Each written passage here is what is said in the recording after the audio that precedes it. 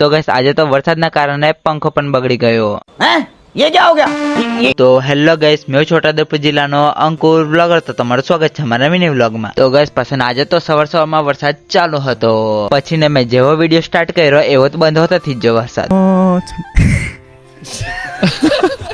પછીનો વરસાદ પાછો જ કોમબેક કરી નાખ્યું કાની. તેવું કહેતી હતી કે પડી જા. તો ગાઈસ આજે તો વરસાદના કારણે પંખો પણ બગડી ગયો, અને પછી પંખાની અંદરથી કઈક આવો અવાજ આવતો. ચૂપ કર બે કુત્તે.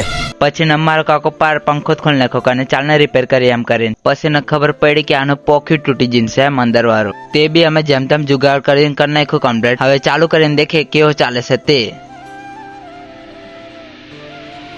અને પવન આવે એટલે પાર ઉડાડી લઈ જાય એમ જ. અને આ રહ્યા આજના ફોલોવર.